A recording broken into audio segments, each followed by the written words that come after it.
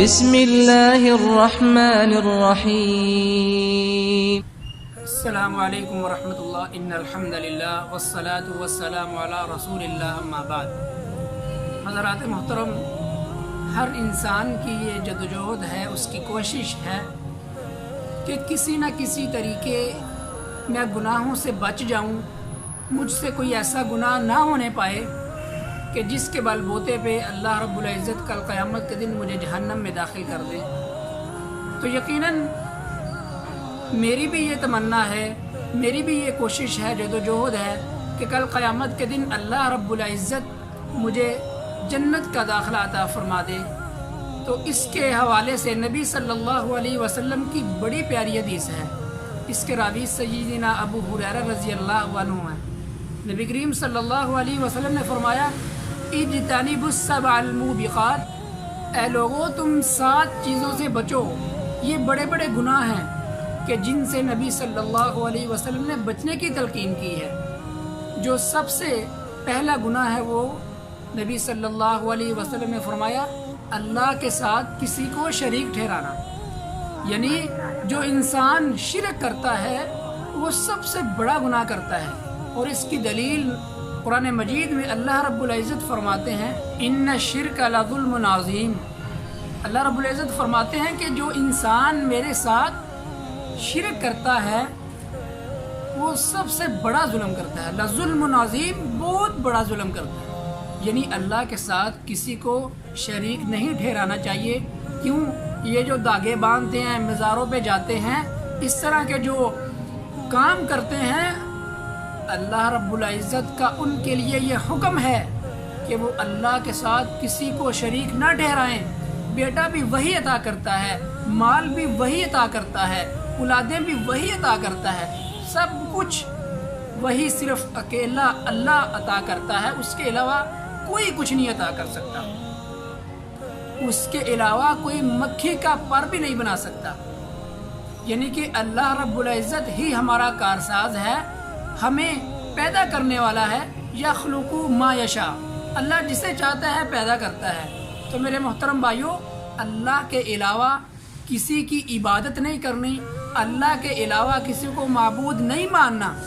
اور دوسری جو چیز ہے، نبی صلی اللہ علیہ وسلم نے فرمایا کہ تم جادو کرنے سے بچو۔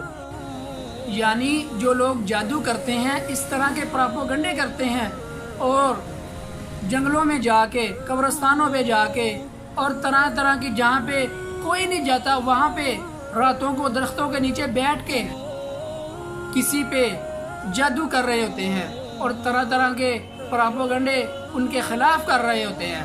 نبی صلی اللہ علیہ وسلم نے فرمایا، اجتنبوا السبع الموبقات، تم 7 چیزوں سے بچو، اور اس میں سے ایک جادو ہے۔ یہ بہت بڑا گناہ ہے، کسی پہ جادو کرنا یا کروانا۔ اور تیسری جو بات نبی صلی اللہ علیہ وسلم نے بتلائی ہے وہ کسی کو ناحق مار ڈالنا۔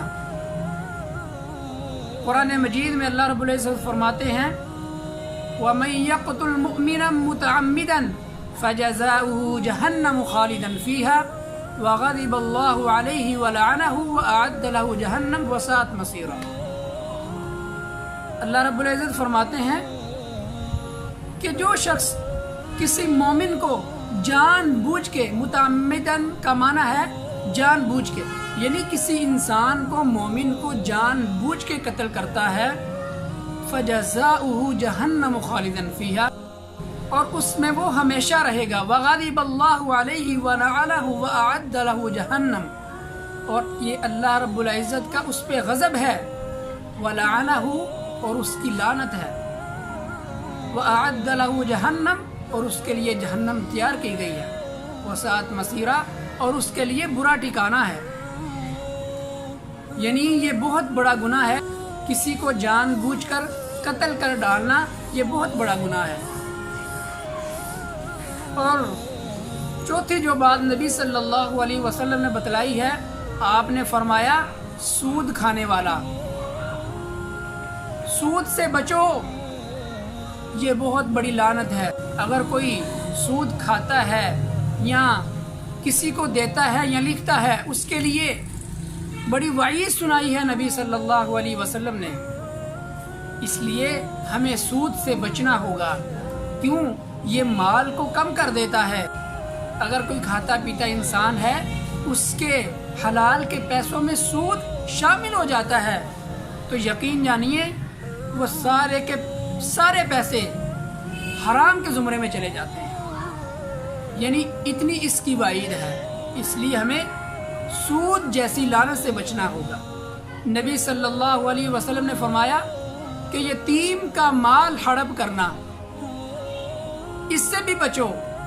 یتیم کا مال جو انسان ہڑپ کر جاتا ہے، اس کے لیے اللہ رب العزت نے بڑی وعید سنائی ہے۔ قرآن مجید میں اللہ رب العزت فرماتے ہیں کہ جو یتیم کا مال کھاتا ہے وہ اپنے پیٹ میں جہنم کی آگ بھر رہا ہے۔ اللہ اکبر۔ نبی صلی اللہ علیہ وسلم نے ساری باتیں کھول کھول کے ہمارے لیے بیان کر دی ہیں۔ اگر ہم عمل نہیں کریں گے تو یقیناً ہم پھر جنت کے حقدار نہیں بن سکتے۔ نبی صلی اللہ علیہ وسلم نے فرمایا کہ تم یتیم کا مال کھانے سے بچو، اس کا مال ہڑپ کر جانا یہ بہت بڑا گناہ ہے۔ اور چھٹی جو بات نبی صلی اللہ علیہ وسلم نے فرمایا کہ میدان جہاد سے بھاگ جانا، اس لیے یہ بھی بہت بڑا گناہ ہے۔ کیوں؟ جو انسان میدان جہاد سے بھاگ جاتا ہے، میدان کارزار سے بھاگ جاتا ہے، اس کے لیے اللہ رب العزت نے بڑی وعید رکھی ہے۔ آپ نے فرمایا اس سے بھی بچو۔ اور ساتویں اور آخری جو چیز نبی کریم صلی اللہ علیہ وسلم نے فرمایا، نیک عورتوں پہ تہمت لگانے سے بچو۔ یعنی اگر کوئی عورت نیک ہے، صالح ہے، پرہیزگار ہے اور اللہ رب العزت کے جو فرامین ہیں ان پہ عمل کر رہی ہے، تو آپ اس پہ بلا تحقیق یعنی تحقیق کے بغیر تہمت نہیں لگا سکتے۔ اگر تم تہمت لگاؤ گے، اس پہ جھوٹا الزام لگانے کی کوشش کرو گے، یہ بالکل بات درست نہیں ہے۔ نیک عورتوں پہ تہمت نہیں لگانی چاہیے۔ ہاں، اگر آپ کو پتہ چلا ہے تو آپ تحقیق کریں، آپ گواہ پیش کریں، پھر آپ سچے انسان ہو سکتے ہیں۔ یہ نبی صلی اللہ علیہ وسلم کی تلقین ہے۔ آپ نے فرمایا تم 7 گناہوں سے بچو۔ تو نبی صلی اللہ علیہ وسلم کا یہ فرمان ہمیں اپنی زندگی کے اندر لانا ہوگا اور اس پہ عمل کرنا ہوگا۔